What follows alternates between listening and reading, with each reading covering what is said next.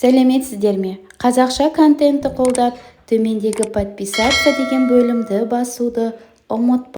Әкеңіздің бір құпия аманаты бар еді, маған қалдырған. Кезі келгенде сізге тапсырды екен, соны апарып берейін деп едім. Қабылдай аласыз ба деп жұмыс аяғына қарай бір әйел хабарласты. Әке аманаты дегенге қайран қалып, күн кестесін тығыздығына қарамай, ертесіне кездесетін болып уағдаластым. Әкем өмірден өткеніне жыл толған. Айтарлықтай қарттыққа жете қоймаған соң осылай ертелеу айырылып қалғанымызды кім білген. Ол кісінің бір құпия аманаты болған-ау деген ағайынды төртеуміздің ойымызға кіріп шықпапты.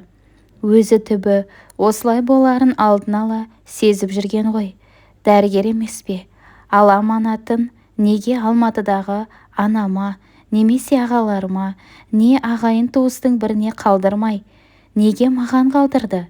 Ол не қылған аманат деген ой есімнен шықпай ұйқым бұзылды. Төсегімде әрі-бері аунақшықтап, келіншегімді оятып алатын болған соң ба, баяулап тұрып балконға шығып кеттім. Күзгі Астананың түні салқын екен. Жаңа ғана жылы төсектен тұрған менің ұйқымды шайдай ашып, денемді түтіркетіп жіберді. Сонда да көне шамдардың жарығына қарап, өткен-кеткенді еске алып тұрдым. Түннің бір уағында әкемді сағынып, балконға сүйеніп, ал кеп жылайын. Осы күнге дейін өзімнің не әкемнің, не ағайын туыстарыма айтарлықтай бір жақсылығым тимегені ойыма келді. Менің жасымда әкем ауылдағы барлық ағайынның баласын оқытып, ауырған сырқағанның ауруханаға жатқызып, анам екеуі елге барып, жақсылықтарына ортақтасып, қайғыларын бөлісіп жүретін. Әкем Өскеновтер әулетінде фамилия жасады. Оның шешесі, яғни менің әжем, көзі жұмылғанша Өмекеңнің анасы деген мәртебелі атақпен өтті. Өмекеңнің балалары деген мәртебемізбен оқып, қызметке тұрып жаттық. Лауазымдарымыздың өсуіне де Өмекеңнің балалары деген құрметті атақтың есебі тиіп жататын. Бірақ ешқайсымыз оның көзі тірісінде бұл жағдайдың мәнін түсініп, маңызын ұқпадық. Сондай болуға тиіс деп қабылдадық. Ал ешқайсымыз да соның атқарған бір ісін әлі атқара алмай келеміз. Ұлтымыздағы ұлттағы сөз жақсы әке жаман ұлға 40 жыл асық деген осы ма? Біз жаман ұлдар болдық па? Жарайды, әкеміздің барында соған арқа сүйеп келдік. Енді біздің де сол әкеміз сияқты болуға ұмтылуымыз керек қой. Одан көргенімізбен көңілге түйгенімізді іске асыратын уақыт келді. Бізге қандай аманат қалдырды екен? Енді ес жинап, елдегі ағайын туыспен анама ие болуымыз керек. Ағаларым не ойлап жатыр екен деген ойлар алдағы жауапкершілігімді еселей түскендей болып, таңды көз ілмей атырдым. Түске дейінгі кеңестердің бәрін кешегі хабарласқан әйелдің дауысы құлағыма келіп, көңілім алаңдай берді. Кабинетіме келген соң хатшы қыздан кімдердің хабарласқанын сұрап едім. Ол тізімде Бөгдержанның аты болмады. Не болды? Аманатты бермейін деді ме деп ойладым. Ол не деген құпия аманат? Неге кеше ақ қабылдай салмадым екен деп өкіндім. Ісім іс болмады. Жұмыстың аяғына қарай мен күткен әйел телефон шалдау әйтеуір. Тағы айырылып қалмайын деп, көлік жіберейін бе дедім. Ол, мен сізге төменде келіп тұр едім дегенде, қуанғанымнан хатшы қызды бірінші қабатқа қарсы алуға жүгіртіп жібердім. Емен есікті тықылдатып, рұқсат сұрап әдемі бір келіншек кірді. Амандықтан соң маған қазақша дәстүрмен көңіл айтты. Даусы дірілдеп, көз шарасы жасқа толып, әкем туралы жылы сөздер қосты. Мен бар болғаны басымды изеп қойып тыңдап тұрдым. Содан соң қол сөмкесінен қағазға оралған әлденені шығарып, орауын жазды. Сырға қоңыр былғары кітапша екен. Алдымен өзі өте бір қасиетті затты ұстатқандай алақанына салып сыртынан бір сипап маған ұсынды да: әкеңіздің бар құпиясы осында айтылған. Соңғы рет Астанаға келгенінде маған қалдырып кетіп еді. Сізге берерсің деді. Әйел соншама әстепат беріп тұрған соң, мен де құрметтеп қарсы алғандай екі қолыммен ортасынан салып біраз ұстап тұрдым да алғысымды білдірдім. Рұқсат болса мен кетейін деді бейтаныс әйел. Әке аманатын алған соң басқа не дерімді білмей қоштасып есікке дейін шығарып салдым. Әрі қарай хатшыға тапсырдым. Менің әкеме қандай қатынасыңыз бар? Атыңыз кім? Мені қалай таптыңыз? Керек болсаңыз сізді қайдан табамын деп еш нәрсе сұрамаппын да. Әкем болса мұндай жағдайда алдымен жақсылап танысып, аты жөнін, байланыс телефонын қағазға жазып алар еді. Міне, осыдан-ақ менің әкем сияқты адамға үйресік, бауырмал, аралас құрсалаққа бейім емес екенім көрінеді. Оның бойындағы адами асыл қасиет кез келген сәтте байқалып тұратын. Мен болсам, өзіме керек аманат қолыма тигенше асығып, оны алған соң дұрыстап та қоштасуға жарамадым деп өз-өзімді сөктім. Әкеме ұқсау үшін алдымен адаммен араласуды үйренуім керек екен. Мұхит асып оқып тоқығаным жеткенімен елшілік өмір мектебінен үйренерім әлі де көп екен-ау деген ойға келдім. Әйел шығып кеткен соң сыртында күнделік деген жазуы бар қалың кітапшаны қолыма қайтадан алып бетін аштым. Әкемнің каллиграфиялық көркемділікпен жазатын жазуы көзіме оттай басылды. Жанарыма ыстық жас толды. Кеудемде өксік қысты. Бірінші бетінде бөлек парақ тұр екен. Ол маған арналыпты.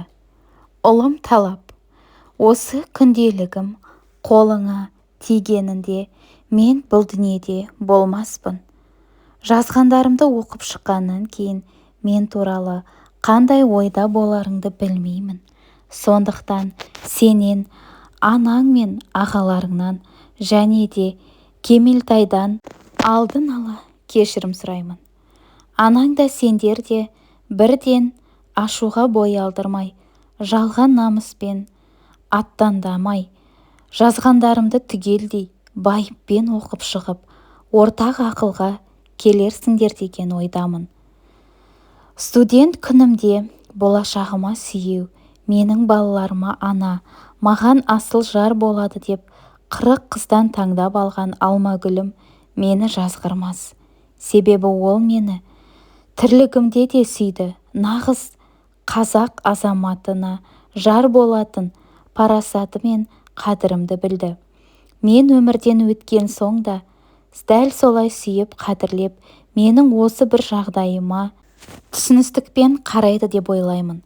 Сендер жігер, қайрат, талап және кемел менің ұрпақтарым ретінде әкелеріңнің өмірінің соңында айтқан аманатына адалдықпен қарап, араларыңда алауыздық тудырмай, мен тапсырып кеткен қарындастарың қарлығашқа қамқор болады деп сенемін. Көзімнің тірісінде сендерге таныстыра алмадым. Өзім осылай ерте солып қалармын деген емес едім. Адамның айтқаны болмайды, Алланың жазғаны болады екен. Маған жазылғаны осы шығар. Атадан жалғыз едім. Артымда сендердей жетелі 4 ұл қалды. Арманым жоқ. Адасып жүріп қызғалдақтай қыз сүйдім. Ол біреудің арманы болатын. Сол арманына мен арқылы жететін болғаны да тағдырдың жазуы шығар. Сол үшін қарлығаштың анасы Гүлтасты да кінәламаңдар. Ол біздің отбасымызды бұзайын деген жоқ. Менің не сендердің аттарыңа күйе жаққысы келмегендіктен жалғыздан жалғыз Алладан тілеген бір перзентін өсіріп жатыр. Оның да денсаулығы жоқ. Қарлығаш менің қаным, сендердің қарындастарың. Мүмкіндігінше оның жақсы білім алуына, қызметке тұруына көмектесіңдер. Ұзатылып жатса тойына барып 4-еуің тізіліп тұрыңдар. Жетім қыздай етпеңдер. Не десеңдер де күндердің күнінде жұрт оның менен туғанын білсін. Сендер оған төркін болыңдар. Анаң екеуміз сендерді осы күнге дейін қатарларыңнан қалдырмай келеміз. Төртеуің де керемет білім алып, қызмет етіп жүрсіңдер. Алдыларың ел басқарып қалдыңдар. Ағайын туысқа да қайырымды болыңдар. Елден тамыр үзбеңдер. Әзірге аманатым Қарлығашты бауырларыңа тартыңдар. Әкелерің Өмірбек. Жеке парақшаны оқып шыққан соң көңілім алай-түлей болды. Анам пір тұтып, ағайын табынып, жұрт құрметтеп жүрген әкемнің мына аманаты жаныма дүр сілкіндіріп жіберді. Бір жапырақ хатын оқып шыққанның өзінде есеңгіреп қалғандаймын. Жылы өтпей жатып мынадай сұмдық хабар алып, анандай аманат арқалаймын деппін бе? Қателігім емес, дүлей сезімге де ермедім деп отырған әкем бұл жағдайға қалай ұрынды екен? Ол отбасын ойрандап, қызы қуатындай адам емес еді ғой. Көңілін суытып, төсегінен безіндіретіндей анамыз Алмагүлдің де нашар мінезі болған емес. Келген қонағына иіліп, жастық жайып төсек болып, түннің қай уақы болса да дастарханын жайып, енесінің қабағын бағып қалған бәйпендеген бір әйел. Алтын құрсағынан ағайынды төртеуміз шықтық. Күйеуін пір тұтатыны сондай, ол барда артық сөйлемей, оның киім-кешегін қасиеттеп ұстап отыратын. Төркініндегі бауырлары оңтүстік өлкесін билеп отыр. Анамыздың да ақылына көркі сай, ұзын бойлы аққұбаның әдемісі. Әкемізбен студенттік той жасап қосылған. Оны кінәлап, әкемнің басқа жанның төсегіне баратындай ешқандай негіз жоқ қой. Көкемді сонша қай шайтан түртті екен деп ойладым. Сонда да ол кісі туралы жеңіл ойлауға іш түпкірімдегі әкеге деген құрметім жібермеді. Әкем не істесе де оны ойланып, мың толғанып шешуші еді. Бұл жағдайда ойсыз болмаған шығар. Әкемнің мың толғамының бір шешімі болар деп келе жаттым да көлік ішінде үйге жеткенше. Кешкі асымды асығыстау ішіп өз бөлмеме барып, әке күнделігін оқуға кірістім. Мұқабасында күнделік деп тұрғанмен, күнделік сияқты күнбе-күнгі тірлігін жазбапты. Ойларын бөлек-бөлек түйіп тастап отырыпты. Сонымен келесі бетте. Аттай шауып жүргенімде ішкі ағзам сыр берді. Өзім дәрігер болсам да өмірі ауруханаға жатып, ем алып көрмеппін. Осыдан 40 жыл бұрын Алматы мемлекеттік медицина институтының емдеу факультетін бітіріп, мамандығым бойынша қызметіме кірісіп кеткенмін. Содан бері өзімнен басқалардың бәрінің денсаулығы мен амандығын ойлап, жақындарымды қалай ел қатарынан қалдырмайын деп жүре беріппін. Халқына қызмет ету деген осы шығар. Менің амандығымды ауруларым айтпақшы олар да тілеп жүрген болар. Бірақ ауруханаға жатып ем алған емеспін. Тірлігінде анам кейіннен жарым Алмагүл ішкен жегеніме мән беріп, жылы киініп, іс-сапарларда байқап жүруім керек екенін анда-санда ескертіп қоятын. Институттан кейін туған ауылыма қызметке кірістім. Көп ұзамай-ақ өзім қатарлылардың алды болып атқа міндім. Аудандық аурухананың бас дәрігері қызметіне тағайындалдым. Жалғыздың жары Құдай, тек Құдайдың қолдауы арқасында ауданның облыстық ауруханаларын ұзақ жылдар бойы абыроймен басқардым.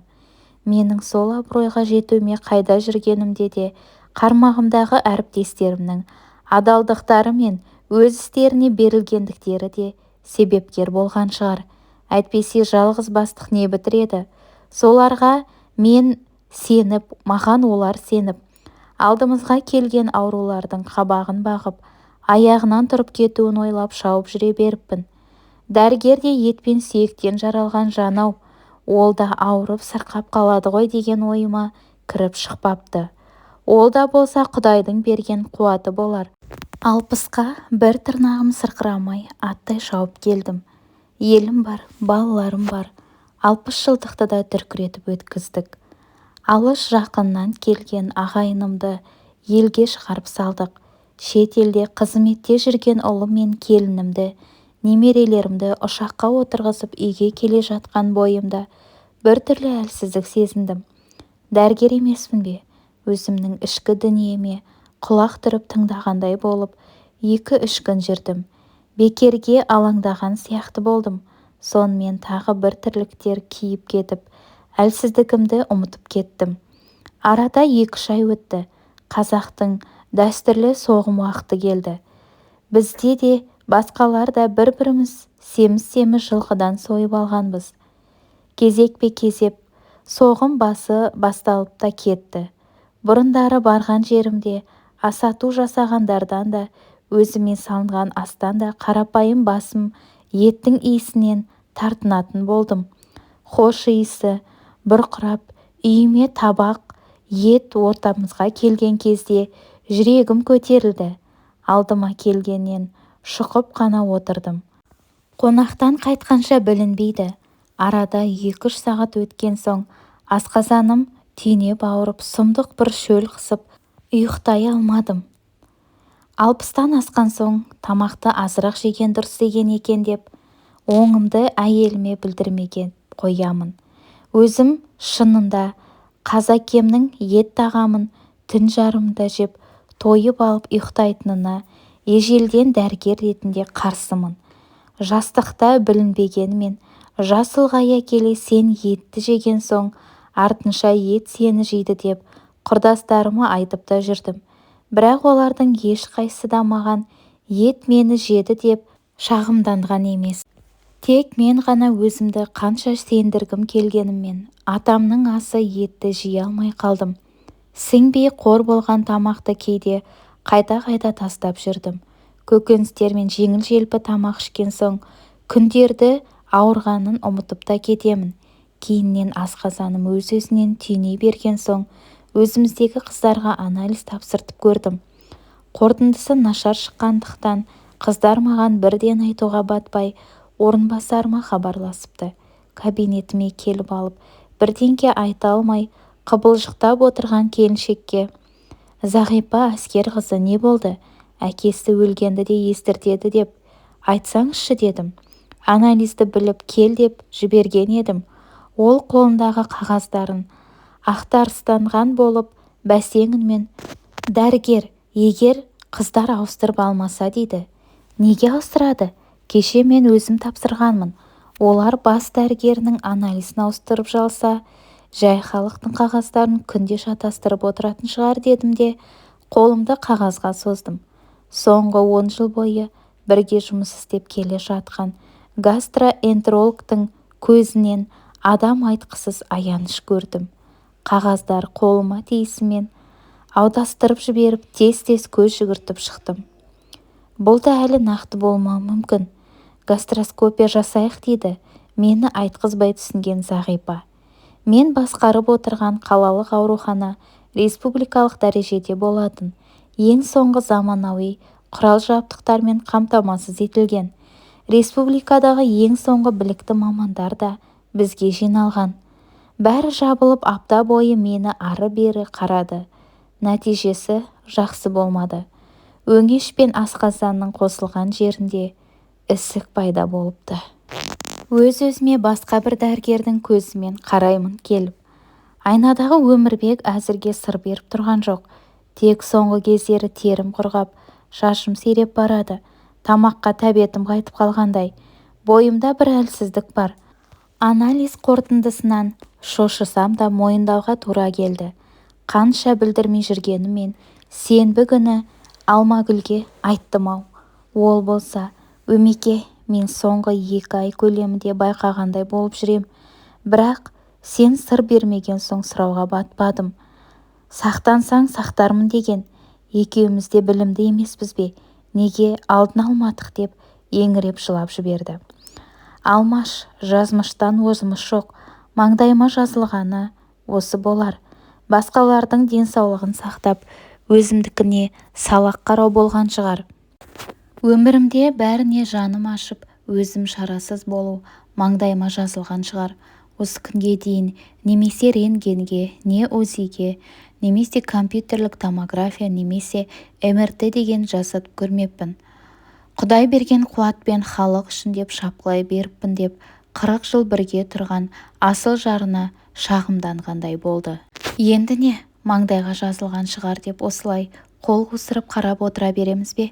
Германияда іш құрылыс ауруларын жақсы емдейді. Өзің мамандарыңды соларға үйретуге жіберіп жүрген жоқсың ба? Сонда барайық. Тағы қайда мүмкіндік бар? Бәрін қарастырайық. Етікші етіксіз қалыпты деген осы шығар деп жарым зар жылап отыр. Алмагүлге қарасам, өзімнің де көңілім босап кеткендей. Сыртқа шығып кеттім. Үйдің артындағы Есентай өзенін бойлап кешкі салқынмен ұзақ жүрдім. Алатаудан ескен желден көктем иісі келетіндей, анам әр көктем сайын менің жасыма 1 жас қосып есептеп отыратын. Қыстан аман есен шығып жер аяғы кеңігенде туғансың дейді. Нақты қай айда қай күні екенін өзі де білмейді. Құжатыма әкемнің ауыл советте істейтін досы күзде туған деп көрсетіпті. Сондықтан әр келген көктем маған жасыма жас, көңіліме шаттық әкелетіндей. Бұрындары қуаныш сыйлайтын көктемім биыл жанымды жабырқатып келе жатқандай. Келер көктемде осылай өзен жағалап жүре алар ма екенмін деп ойладым. Ең болмағанда пайғамбар жасына жетпедім. Әкем 50-ге толмай апаттан қайтыс болды. Анам 80-нің ортасында кетті. Әке жасынан асқан соң анам сияқты 80-ге жетермін деуші едім. Өмірі бір ауырмайтыныма қарап, ауру шіркін келейін десе аяқ астынан екен. Елдегі бір ағайыным Өмірбек айналайын, ескі арба шалқылдап жүре береді дегендей, ауыра беретін әйелдер қыңқылдап әлі жүр.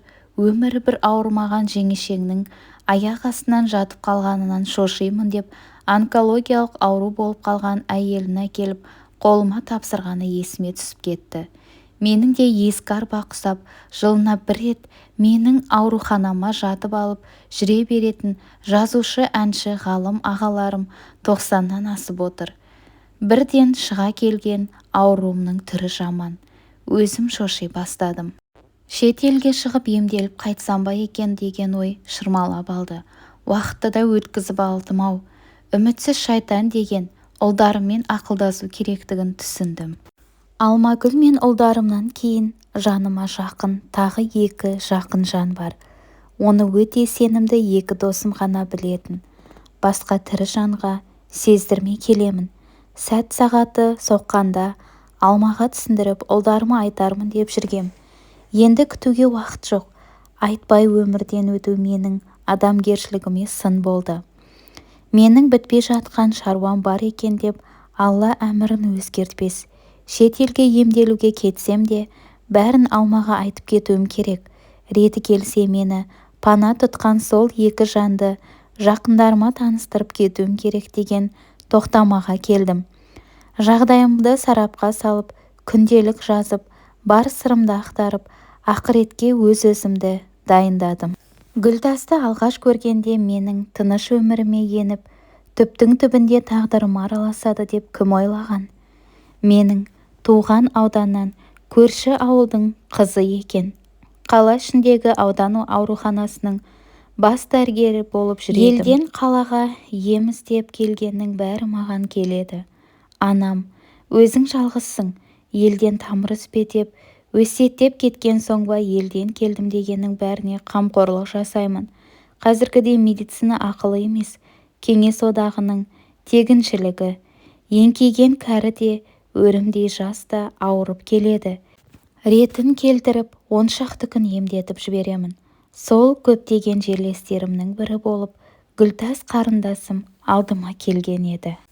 Күн сайынғы келіп кетіп жататын әйел затынан айырмашылығы жоқ. Орта бойлы ақсар келіншек. Бір топырақтан екеніміздің құрметіне ықыластана шағымын тыңдадым. Тұрмысқа шыққанына 10 жыл болыпты. Арманы бір перзент. Ауданы бар, облысы бар. Біраз әйел ауруларын қарайтын дәрігерге. Одан қалды. Атын естіген бақсы балгерлер бар. Біраз емшіге қаралыпты. Осы қалаға қоныс аударғалы мен басқаратын ауруханадағы гинеколог дәрігердің атын естіп, бір көрінуді, кеңес алуды армандап келіпті. Өзім де гинеколог ханымның жайында көп алғыс естіп жүредім. Қалалық газет пен телевидение арқылы ризашылықтарын білдіріп жатқандарды да көрдім. Сондықтан байғұс балаға көмекке тиіп, перзент сүйіп жатса қанеки деп жақсы оймен Гүлтасты әйелдерді емдеу бөлімшесіне ретін келтіріп жатқызып Розаға тапсырдым. Гүлтас қазақ әдебиеті пәнінің мұғалімі екен. Оның сөйлеу мәнері, өзін ұстауы, кейде бір ақтарыла күлгені менің жан түпкірімдегі түсініксіз бір пернені басып, жүрек сезімімді қозғап кетті. Неге сонша ықыласым түскенін білмеймін. Жеке палата бергіздім. Барлық ауру холдағы ортақ телевизорды көреді. Мен оның бөлмесіне жеке телевизор қойдырып бердім. Күнделікті сағат 10-да басталатын тексерісімді сол жатқан 9-шы палатадан бастайтын болдым. Анализ қорытындыларын, керек дәрі-дәрмегін ерекше қадағалаймын. Әйтеуір соған бар жақсылықты жасағым келеді де тұрады. Өзінің үнін естіп, сөзін тыңдау жаныма қуаныш сыйлады. Төсегінің жанындағы тумбочкасында Мұқағалидың 2 томдық кітабы жатады. Мен оны қолыма алып көріп, өлең оқығанды жақсы көресің бе деп сұрадым. Мен тек оқып қана қоймаймын, жатқа да айтамын деп кішкентай бала сияқты мақтанды. Бір өлең оқып беріңізші, дедім оның мақтанышына қызығып. Сіз жұмыста жүрсіз ғой, көңіліңізді алаңдатуға болады ма дейді. Дәрігер адамның тәнін емдейді, ал ақын жанын емдейді. Мұқағалидың өлеңдерін оқып менен талай ауру жазылып кетті дедім. Сіздің жұмыс уақытыңызды алмайын дегенім ғой деп алды да мен сізге Мұқағалидың «Бесік басында» деген өлеңін оқып берейін деп өте тебіренішті түрмен оқып берді. Гүлтасқа жіпсіз байландым. Күндіз-түні үні құлағымнан кетпей жүрді. Ынтыққаннан аспадым, бүлдірмеуге тырыстым. Гүлтасты Розаға ары қарап бері қарап бала көтере алмайтындай еш себеп таппады. Күйеуіңізді де тексеруден өткізу керек деді. Жолдасыңды алып кел, тексеріп нақты себебін білейік деп Гүлтасты шығарып салдым. Хабарласып тұр деп телефонымды беріп, өзінікін жазып алдым. Қарындасым риза болып кеткендей, 1-7-ден соң күйеуім менің денсаулығым жақсы, қайдағыны айтпа деп тексерілуге көнбеді деп телефоннан айтты. Мен оның жағдайын айтқызбай-ақ ұқтым. Жылап тұрғанын да сездім. Соны сезгенде өз жанымды қоярға жер таппадым. Бұл толқынысыма өзіме өзім таң болдым. Қолымнан келер қайран жоқ. Қалай аласырғанымен ол біреудің жары. Қай кезде көмегім даяр деп қимай телефонмен қоштастым. Мұнда жағдай бүгінде көп отбасында кездеседі.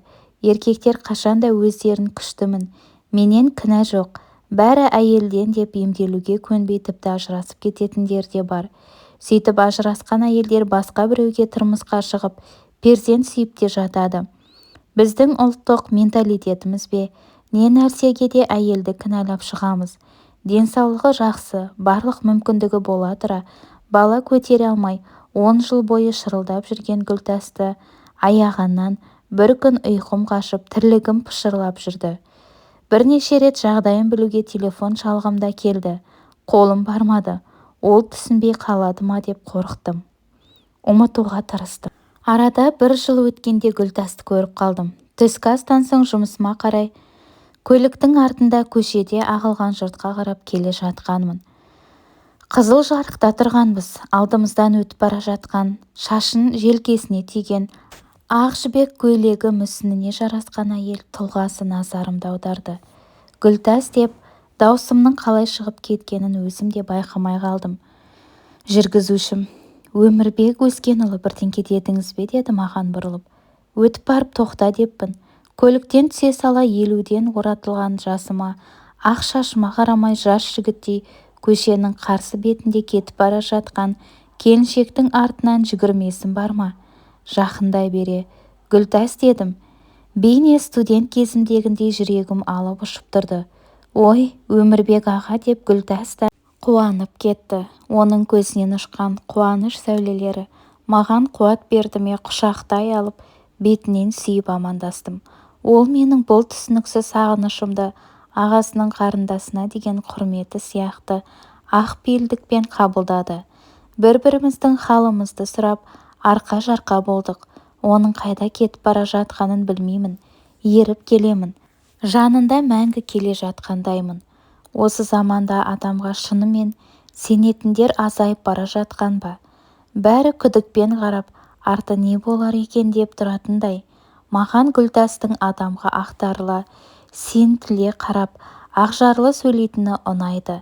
Оның үні құлағыма жағып, жанымды тебіретінен байқаймын. Өзім Алмагүлді сүйіп алдым. Одан басқа да күніне көзіме 30 әйел көріп тіл қатсам ғой. Ешқайсысының үні дәл осындай жүрегімді елжіретіп, жанымды тербетпейді. Олардың ешқайсысының көзінен ұшқан мені жандырып жібермейді. Өзімді олардың жанында дәл осындай 25 жастағындай алып ұшып сезінбеймін. Бұл не ғашықтық па? Бұл не тағдыр ма? Түсінбеймін. Ұлдарым мен Алмагүл екеуміздің тып-тыныш өмірімізді толықтайын деп келген қандай сезім деп кейде қорқып қоямын іштей. Бірақ бас тарта алмаймын. Оны көргім келеді де тұрады. Даусын сағынамын.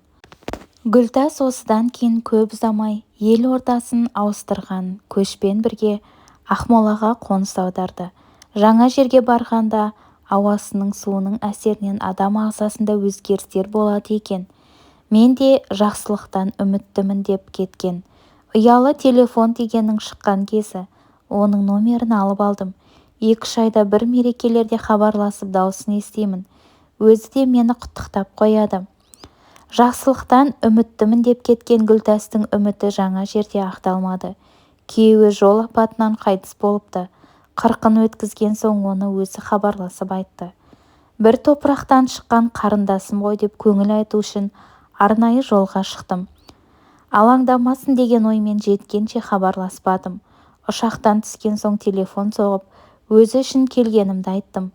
Менің шақырусыз жетіп келгенімнен ұялды ма, басқа бір себеп бар ма? Ой, аға, несіне әуре болдыңыз дей береді. Әуресі несі? Бұл бабадан қалған салт емес пе?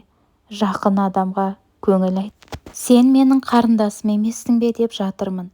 Сізді қарсы алатындай жеке баспанам жоқ. Жатақханада тұрам ғой. Мұнда келсеңіз ыңғайсыз шығар. Сізді танымайтын қазақ жоқ деп Гүлтас әбден мазасы кетті. Мына сөздерді естігенде өзім де сасқалақтап қалдым.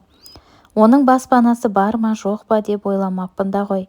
Жатақханаңа бара берейін. Маған сен тұрған жер айтсаң болды ғой, жетіп барамын дедім. Гүлтас неге екені бәрібір жатағын көрсеткісі келмеді. Жұмыстан шыққан соң кездесетін болдық. Кеш қарайы өзі айтқан көшенің қиылысында кездестік. Жарынан ойда жоқта айрылып жабырқап жүрген келіншекке ата салтымен көңіл жұбату сөздерін айтқан соң бір жерге барып тамақтанайық деп шақырдым. Қаралы болып отырып сізбен мейрамханада тамақтанғаным қалай болар екен деп тартынды. Сонша жерден несіне әуреленіп келдіңіз деп әйтеуір қазақ әйеліне лайық көргенділік көрсеткеніне қарамай, қояр да қоймай, адамы жоқ бір ресторанға алып келдім-ау. Жарық жерге келгенде байқадым. Гүлтас жүзі солып, қаны жоқ, сол жоқ, жүдеп кетіпті. Біраз отырып хал жағдайын сұрасқан соң, менің шынымен де өзі үшін келгеніме көзі жетті ме?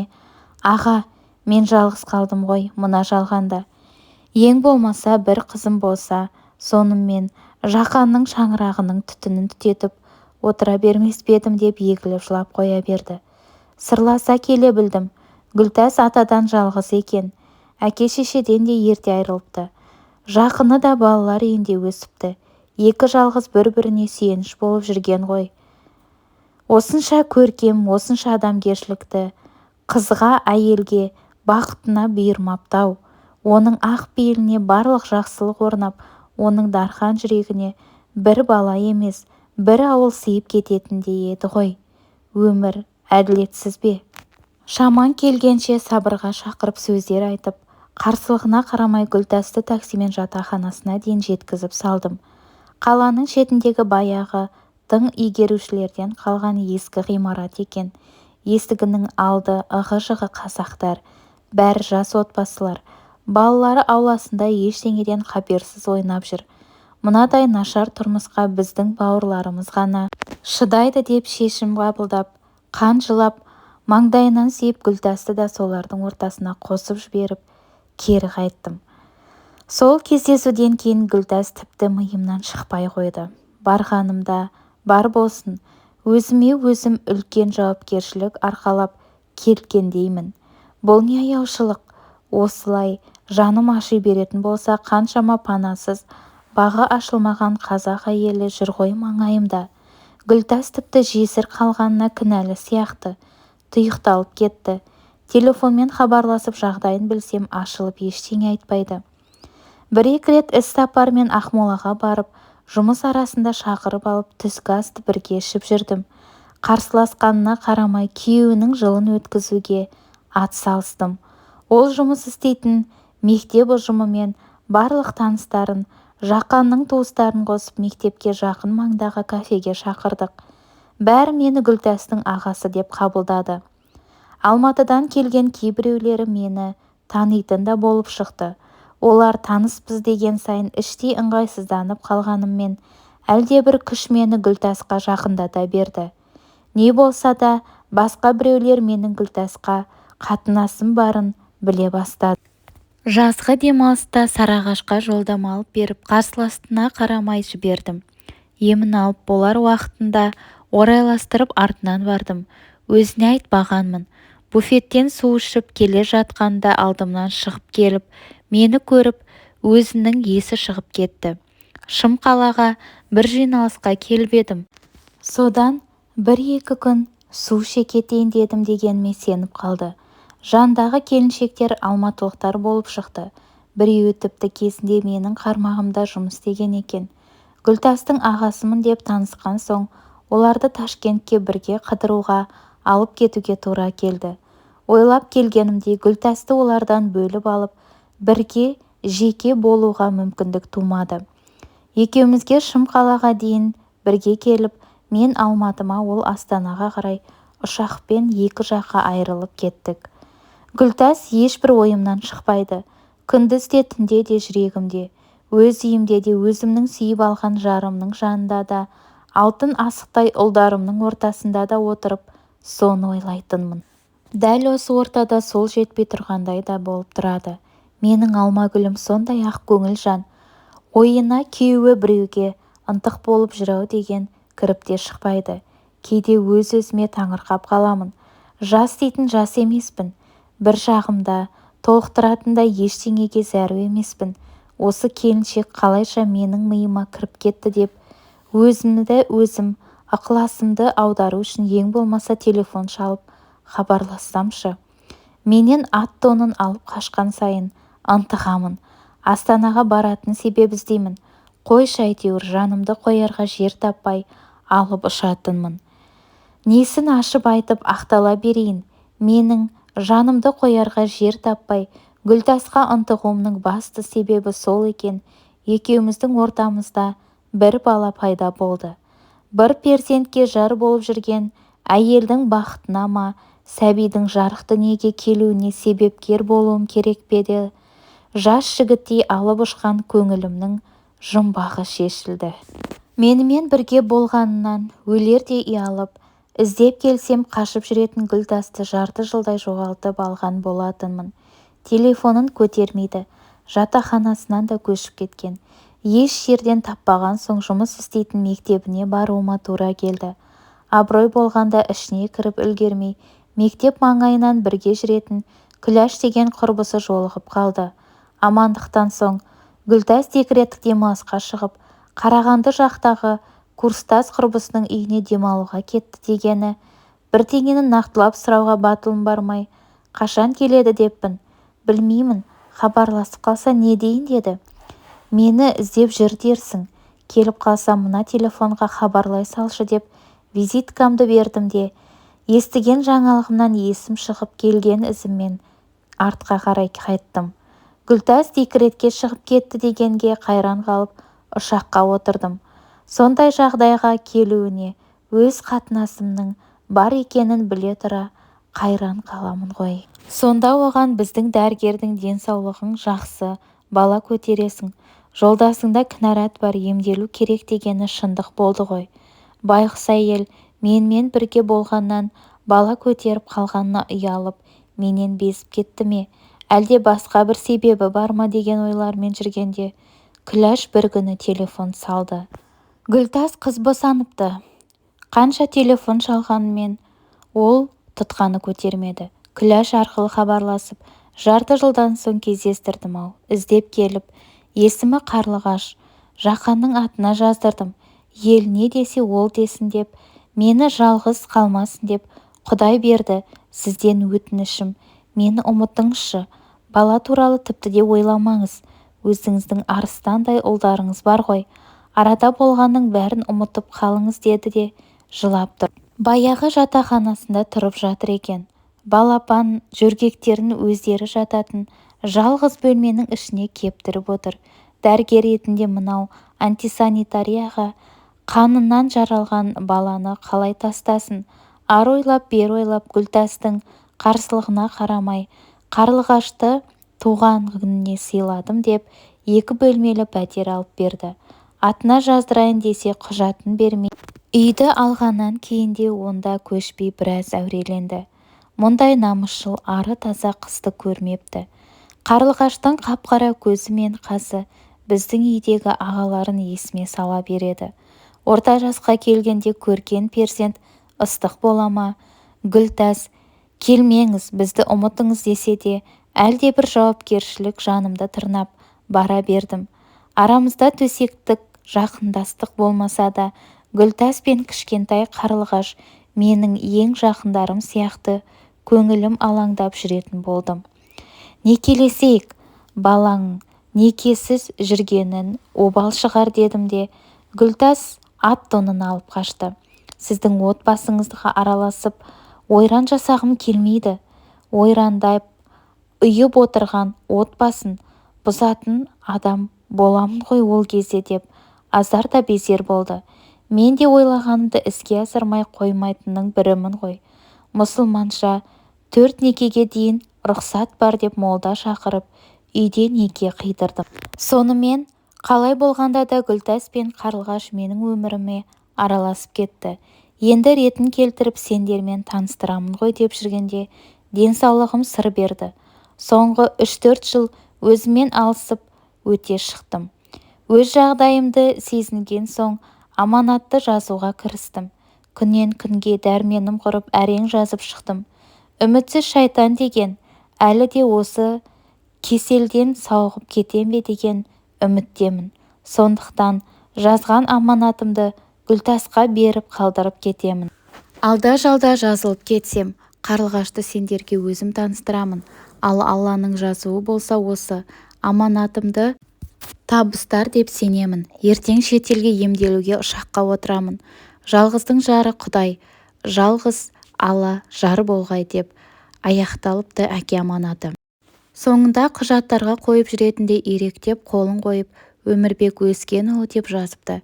Кітапшаның жартысы әкемнің жасамаған жасындай тап-таза ақ парақ қалпында тұр. Есіме әжемнің аманатқа қиянат жүрмейді дейтіні түсті. Аманатын маған жазып қалдырған соң, осы аманатты да мен орындауым керек сияқты болды да тұрды. Ай бойы ойланып, анам мен бауырларыма қалай жеткізерімді білмей толғаныста болдым. Ағаларым еркек емес пе, оларға түсіндіремін-ау. Анама қалай айтамын? 20-ға жетпей қосылып, алдынан кесіп өтпей, тек соның тілеуін тілеп өмір сүріп еді ғой. 4 ұл туып беріп, 4 құбыласын түгендеп, абыройын асқақтатып, анасын алақанына салып мәпелеп, ағайын туысын төрге шығарып күтіп қызмет жасап жүргенде, жер ортасында шығарған ұшпағы осы ма дегенде, қайтемін деп 10 ойланып, 9 толғанып жүргенімде, жігер ағам келіп қалмасы бар ма? Аманат хатын оқып шығып, мәссаған, әкемнен мынадайды күтпеп едім. Бізге отбасыларыңа адал болыңдар деп, келіндеріңді сыйлаңдар дейді. Біреуге қиянат жасамаңдар деп тәрбиелеп жүріп, өз жарының көңілін ластағаны қалай деп реніш білдірді алдымен. арғы жағында анамызға аяушылық жатқан сияқты. Мұны аманат деп жазып кеткен соң орындауымыз керек. Мен ретін келтіріп мамаға айтармын, саған хабар беремін деді кетерінде. Көп ұзамай Жігер ағам әкемнің аманатын көруге шешең кетіп бара жатыр деп телефон соқты. Шешемді қорқа-қорқа ұшақтан күтіп алдым. Үйге келгенше түк білдірмегендей болып, мені айналып толғанып келген соң келіні мен немерелерін айналып отырды. Қалай сөз бастаудың жолын таппай, қипақтап жүргенімді сезді ме? Келіні сыртқа шығып кеткенде, немене, әкеңнің құпиясын ақтара алмай отырсың ба деп жымиды. Анаңның әдемі жымиғаны жан дүниеме шуақ құйғандай болды. Бәрін үнсіз тыңдап болып, қане, сол алтын кітаптың аманатың деп қолын созды. Ертесіне тағы келіні жоқта мені өзі әңгімеге тартып, шырағым-ау, әкеңнің қара тырнағына зар болып қалғанымда, одан қалды деген ұрпақты неге шет көрейін, оның үстіне әкең екеуміз өмір бойы армандаған тұлымды болса, күйеуіңнің некесіз туған қызын балалармен таныстырыпты деп таныстыр, туыстар күлсе күлер, күле берсін. Әкең жаны таза, адам атаулыны аяғы жүрегі жұмсақ еді ғой. Мына тірлігі де бізге дәл соның қолтаңбасы. Басқаша болуы мүмкін емес. Өзінен бала туған әйелден басқа біреу болса қашып кетер еді. Оның үстіне ол әйелдің өзі одан қашып отырғанда. Әкеңнің аманаты, адамгершілігі олардан сырттауға жібермей отыр емес пе? Біз неге сырт тебуіміз керек? Оның үстіне аманатқа қиянат жүрмейді. Гүлтас пен қарлығашты тауып маған алып келіңдер. Бәріңнің басыңды қосып табыстыратынмын. Қарындастармен табыстырамын. Мен де қанша жүрер дейсің, ақ некелі жарымның аманатын аяқ асты етіп, әйелдік әлсіздікке салынбаймын. Әкең тірі болғанда өзім некесін қидырып, Гүлтасты қызымен бір отау етіп шығарып қояр едім. Амал қанша?